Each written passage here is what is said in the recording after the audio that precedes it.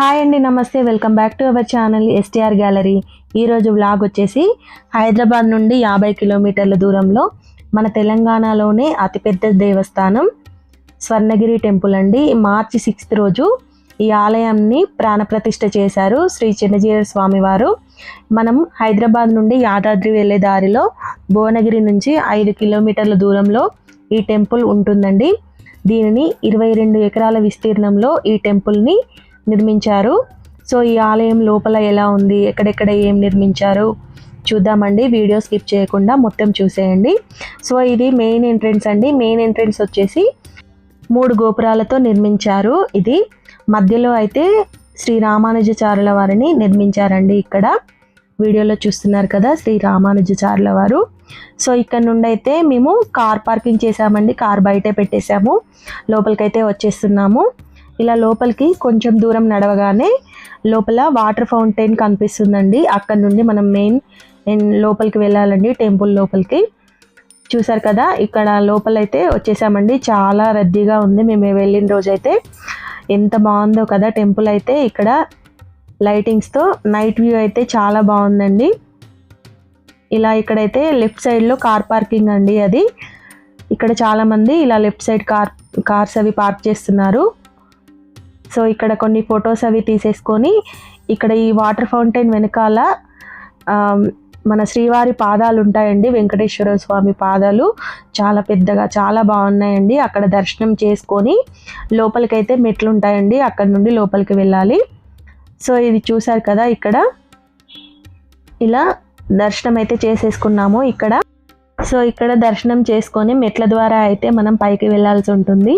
ఈ స్వామివారి పాదాలు మనకి తిరుమలలో అలిపిరి మెట్ల దగ్గర ఎలా ఉంటాయో ఇక్కడ కూడా సేమ్ అలాగే ఉన్నాయండి.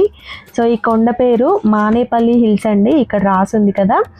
సో ఇక్కడ ఇవి 108 మెట్లు అయితే ఉంటాయండి. మనం మెట్ల పైకి వెళ్తుంటే ఇలా శ్లోకాలతో పైన చూశారు కదా అలా రాసుంటాయి. అలాగే మెట్లపై నుండి నడుస్తుంటే లెఫ్ట్ సైడ్ శ్రీ మహావిష్ణువు యొక్క దశావతారాలు అయితే మనకి కనిపిస్తాయండి. అలాగే ఈ గుడిని మానేపల్లి రామారావు గారు స్థాపించారండి. 7 ఇయర్స్ నుండి కన్స్ట్రక్షన్ చేశారు దీన్ని. చూశారు కదా ఈ దశావతారాలని.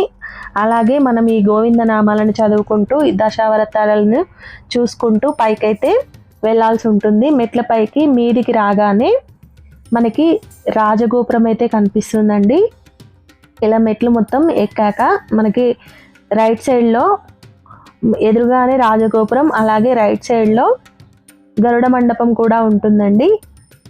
ఇక మనం ఆలయంలోకి మెట్లు రాగానే రైట్ సైడ్లో ఉంటుంది ఈ గరుడ మండపం అనేది.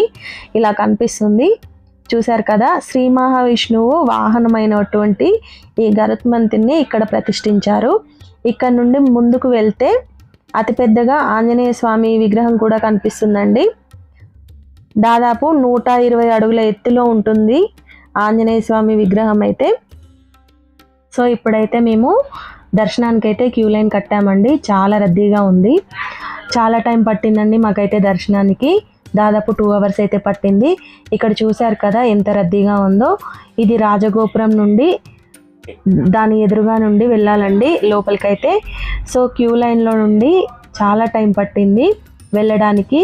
విఐపి దర్శనం కూడా ఉందండి ఇక్కడ, దానికి సపరేట్ లైన్ కూడా ఉంది. సో లోపలికైతే వచ్చి దర్శనం అయితే చేసుకున్నామండి. చాలా బాగుంది, చాలా బాగా జరిగింది దర్శనం అయితే. గర్భగుడిలో వీడియో తీయకూడదని చెప్పేసి వీడియో తీయలేదండి. ఇక్కడ చూసారా, మన తిరుమలలో కట్టినట్టే ఇక్కడ కూడా మనకి హుండీ ఏర్పాటు చేశారండి. సేమ్ అలాగే ఉంది. మేము వెళ్ళిన రోజు అయితే అసలు మామూలుగా లేరండి జనం అయితే. 2.5 అవర్స్ పట్టింది మాకు దర్శనానికి. ఇక్కడ చూసారా ఎంత జనం ఉన్నారో.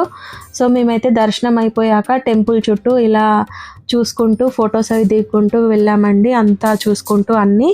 టెంపుల్ అయితే ఆర్కిటెక్చర్ చాలా బాగుందండి, చాలా బాగా డిజైన్ చేశారు, చాలా బాగుంది. ఇక్కడ కనిపిస్తున్నది అయితే అన్నదాన సత్రం అండి, కాకపోతే మేము వెళ్ళలేదు అక్కడికి. సో టెంపుల్ అంతా ఇలా చుట్టూ తిరుగుతూ ఉన్నామండి. చాలా బాగుంది టెంపుల్ అయితే. ఇక్కడ కొన్ని పిక్స్ అయితే తీసుకున్నాము. ఇలా ఇక్కడ టెంపుల్ వెనకాల మనం ఇలా చూసుకుంటూ వెళ్తే ఇక్కడ వెంకటేశ్వర స్వామి విగ్రహాన్ని అయితే ఇక్కడ పెట్టారండి. ఇక్కడ అందరూ ఫొటోస్ వీడియోస్ అవి తీసుకుంటున్నారని చెప్పేసి ఇక్కడ ఒక 2-3 పిక్స్ అయితే దిగాము. ఇక్కడ తీసుకొని ఇక్కడ మొత్తం టెంపుల్ అయితే చుట్టూ తిరిగామండి. మొత్తం అన్నీ చూసుకుంటూ ఒక్కొక్కటి ఇలా అన్నీ చూసుకుంటూ ఉన్నాము. ఇక్కడ మనకి అన్ని ఫెసిలిటీస్ ఉన్నాయండి. వాటర్ అయినా, వాష్రూమ్స్, అలాగే అన్నదాన సత్రం రూమ్స్ కూడా అవైలబుల్ ఉన్నాయంట. ఇక్కడ ఇవన్నీ చూశాక మేమైతే మళ్ళీ బయటికి అయితే వెళ్ళామండి. బయటికి వెళ్ళగానే మనకి ఆంజనేయ స్వామి అయితే దర్శనం ఇస్తాడు. ఇదంతా టెంపుల్ లోపల ఇన్సైడ్ వ్యూ అండి, చాలా బాగుంది కదా.